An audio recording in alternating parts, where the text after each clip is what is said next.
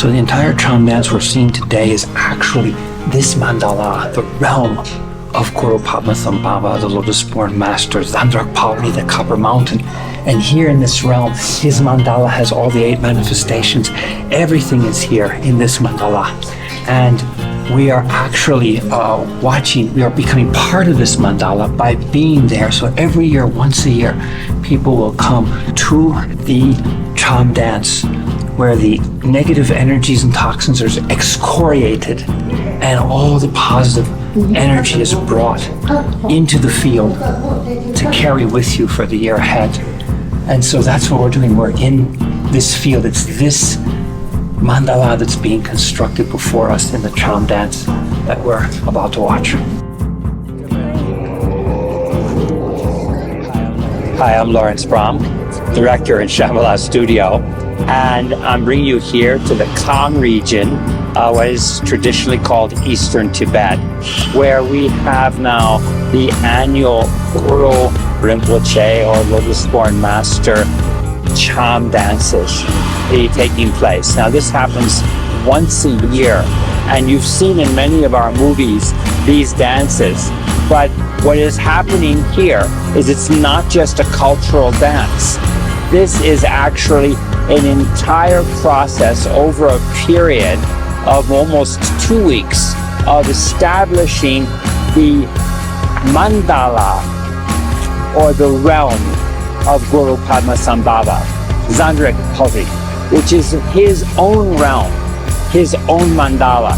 And once a year, people will gather from all around the region, across the Tibetan regions, to the different monasteries to attend these dances, because by being present in the field, you are actually becoming part of the Guru's mandala. You are in the mandala, and from it there's all kinds of auspicious blessings and benefits of being in this huge, we could say, quantum field that is being created for everyone's benefit. Now, for about 10 days, there have been prayers recited daily, morning and afternoon, in the main monastery temple. And there inside the Lakang, they have the masks of the dances that will be performed. So what's happening is the first stage, they're clearing the field. They're getting rid of all the negative karmic energies, toxins that have been built up over the year, and they're just clearing it away. And then they're calling upon energies, the Guru's energies, calling the Guru's presence, the presence of the field. Actually, it's the presence of the unified quantum field to be in the spatial configuration and to energize each of these masks. Because each of the dancers who performs in any of the mask dances is becoming that deity or that idam. They are actually in a trance state, and they have been empowered by that deity, and in turn they are spreading that deity's power, energy field, into the field of the mandala.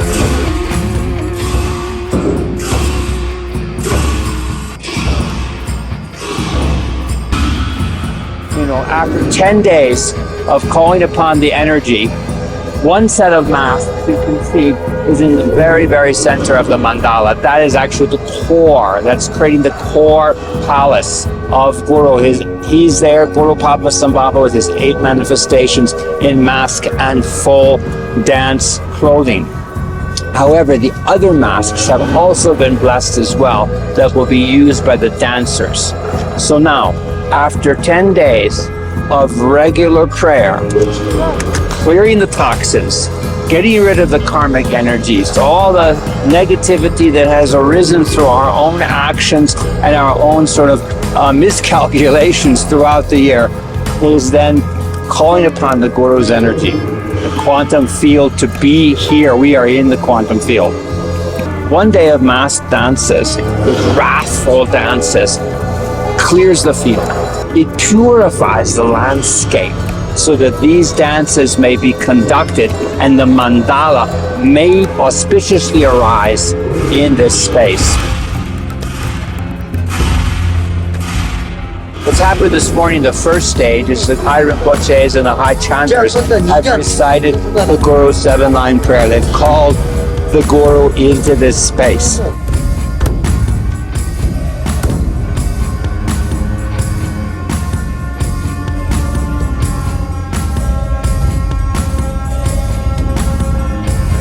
And now what happens is the construction of the mandala. The mandala is being built in stages.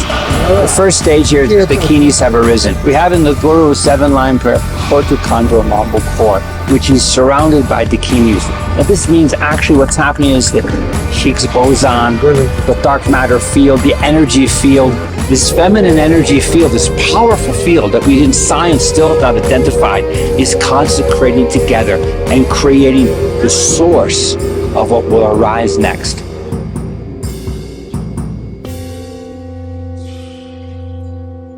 You can see that today everybody stood up because another Rinpoche from another monastery came, and they brought their lamas and they brought their yogis with them.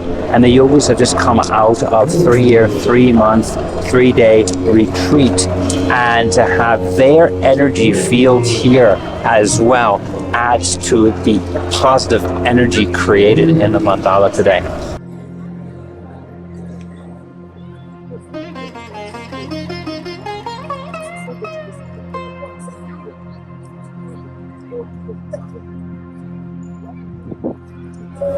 At this stage of the creation of the mandala, we go back to that time in the carnal grounds when Guru Padmasambhava was practicing many of the austerities with, many of the ghosts and dead and crossing over parallel universes.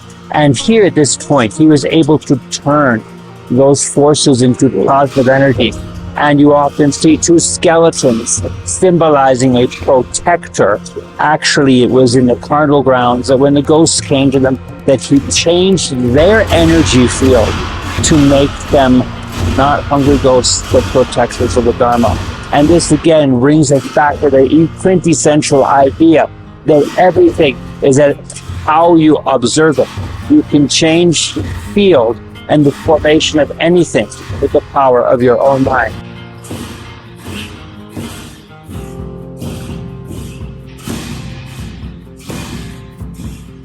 What you have happening here at this stage of the mandala construction is we have very wrathful deities have come into the field, and they are now removing the obstacles, removing any demonic force that might be coming into the space. And as you see, they carry the sword of wisdom, but the sword, of course, has a dorje handle. So this sword is cutting ignorance at its root. Actually, all the obstacles, all the demons are within ourselves. And on the other hand, they're holding the kapula, or the skull cap, meaning that is the skull of the person that shows, really demonstrates everything is emptiness, and we must have unattachment. And actually, if you have those two approaches, cutting ignorance and unattachment, well then there are no demons, there are no negative forces in the field. Everything is, just is.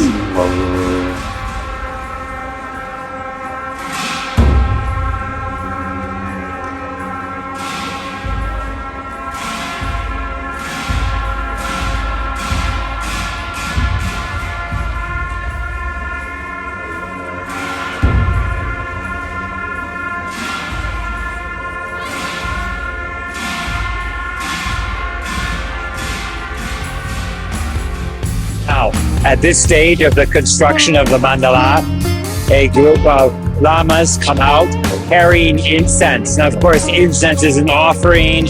Incense, of course, in the Tibetan plateau is usually made of fine medicinal herbs, which have a purifying effect, a cleansing effect, a peaceful effect. And then they are followed by another group of wrathful deities, this time carrying the purba.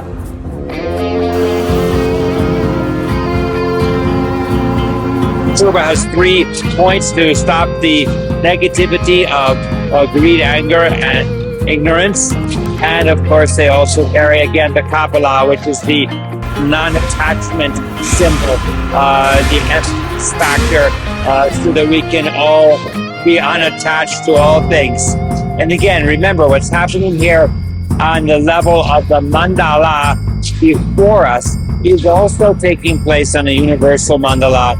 It's also taking place inside each and every one of us and the mandala of our own bodies, as we are all one and one part of an interconnected universal matrix.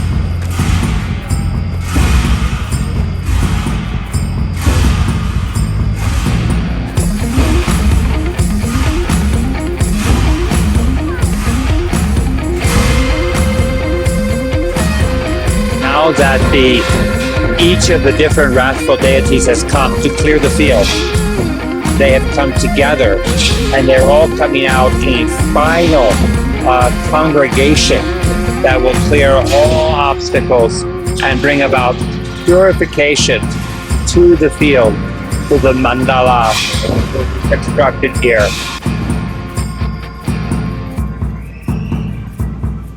To all participants, all the different monasteries in the area and the different villagers and people, nomads who are here congregated today, are all benefiting from the clearance of toxins and negative energies in the field that is in the mandala, but in each of us, ourselves, all being cleared out. And in turn, they will all benefit from the aggregation of positive energy that will occur this afternoon as the mandala of the Lotus-Born Master is created here in this field.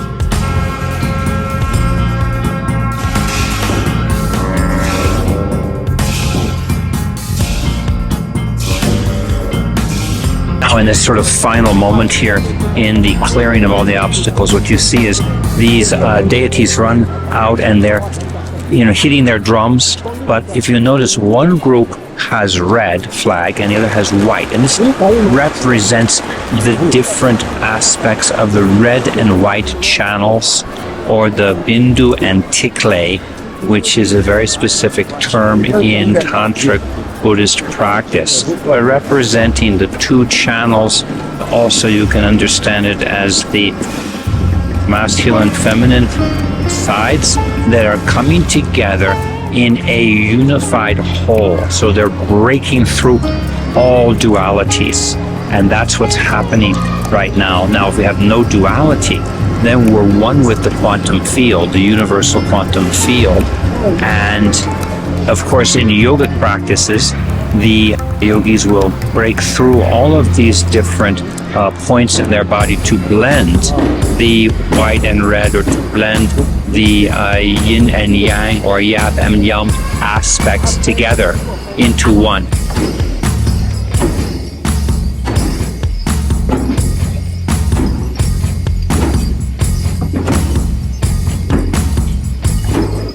Essentially happening here is within our own body, we are breaking through the channels and mixing the yin and yang aspects, the male and feminine aspects, into one, breaking through the duality of our own bodies. In turn, this is what's happening in the mandala. Symbolically, they're breaking through those fields. And if we look at the universal or unified quantum field, there is no duality at all. Of course, in a Buddhist concept of Dharma Dhatu or Dharmakaya, there's no duality, there's one. So the yap and the yum, the yin and the yang, are not two but one. And once that's happened, the field is completely unified.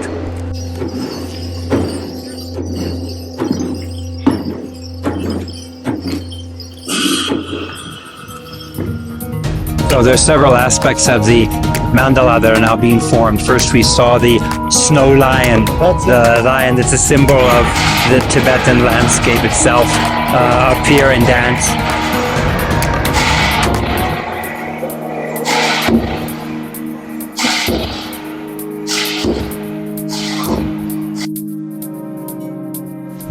So at this stage, the Guru's procession enters into the mandala, the realm of Zandrakpalri. And here we begin by having his retinue, and you have musicians and kings and royalty all assembled, followed by the 8 manifestations themselves. Each manifestation enters being accompanied with an umbrella or with their own retinues. And then the Guru himself enters. and he is followed by the Dakinis, who will then surround the mandala as the outer ring. During this procession, I am with the Nakpas, the yogis. We are practitioners, many of whom have come down from the mountains or out from their different retreat centers to join and be present in the mandala once a year.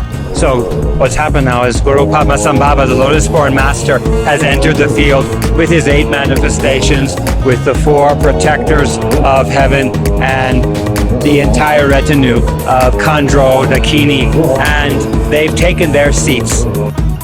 And now first the Lamas, the Nakpas, have all come to give their kada and pay homage to Guru Padmasambhava. And now in the next stage, each of the different manifestations will appear and do their own Cham dance and create the field of Zandrak Pauri, of the realm of the Lotus-Born Master.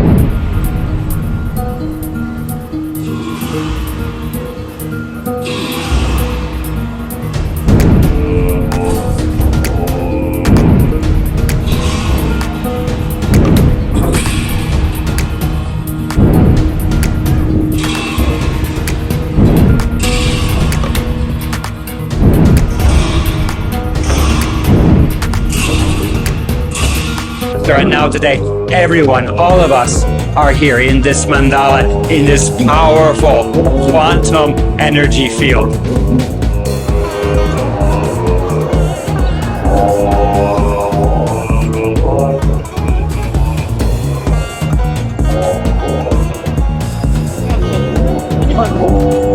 So as you can hear behind me, the Grand Lama, the chief chanter, is chanting the mantra of Guru Rinpoche, the Lotus-Born Master, Om Ahom Guru Padmasambhava. And as he chants it, all of the participants in the audience are also chanting it as well. So what's happening is a great frequency is being created with the mantra that is many, many encoded meanings within it.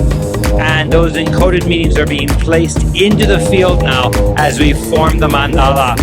All that frequency and energy in the air, just everyone here just receives it.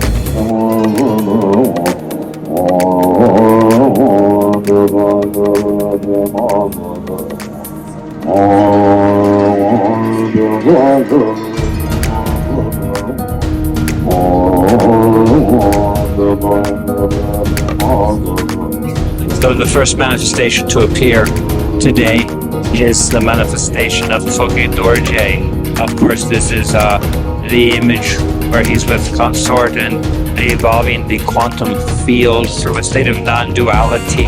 So our first dance today.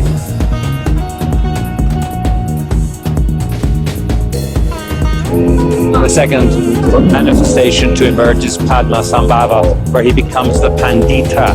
And then later, after at Vulture's Peak, having the vision of Mandarawa, goes to Rewasal, to the kingdom of Zahor, searching for Dakini, Mandarava.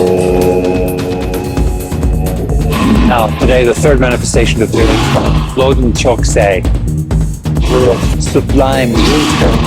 And of course, this is the story where he is eaten by the Khandro, by the Dakini, and re-emerges with all of his chakras open, and he is a sublime and wise Nakpa or yogi.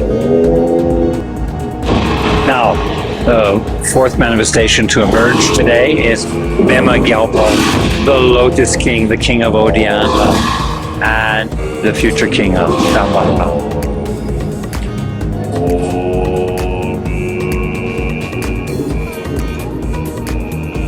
Now, the fifth manifestation to appear today is Nima Ozar.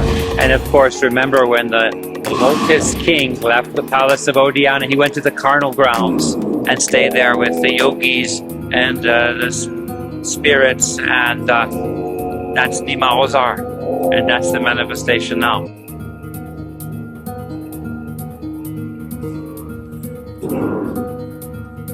The sixth manifestation to emerge is Shakyam Senge, Lion of the Buddhas, and this is when Guru Rinpoche becomes fully enlightened when he was staying in Pharping with his consort Bhimashaka Devi.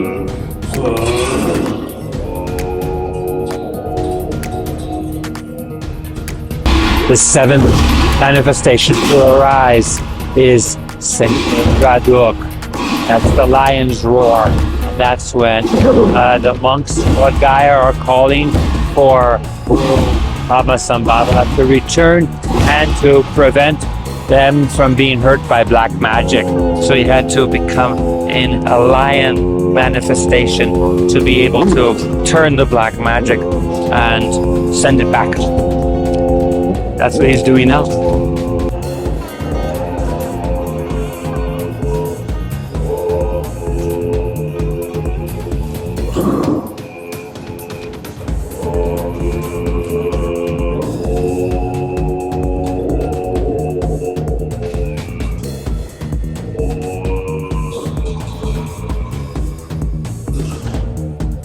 And final and the last manifestation, the eighth manifestation, is Dorje Droho, Rasmuvadra. And here, the Guru flies through time and space on his tigress, Kashikidran, starting from Tiger's Nest, stores all his teachings, the secret teachings and sadhanas for us future generations to be revealed by the great Master Tertons, or treasure revealers, and he tames all the demons in the degenerate age.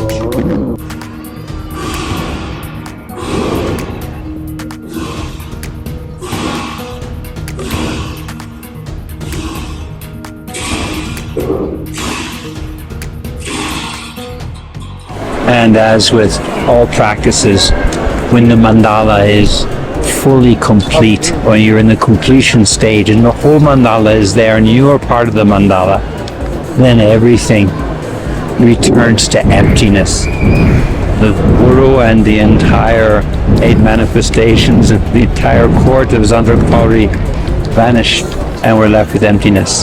And the very final stages here, all the offerings that have been given to the central mandala, the core, by all the people attending today, those people will be able to take those offerings of food, soda, whatever they've given, and bring it home and take it. And it's all been blessed. It's all been given a lot of positive energy. But the most important thing is to remind us at the end of the day, when any practice is complete and meditation is complete, after you have gone into complete emptiness, remember to take that emptiness and that positive energy with you wherever you go.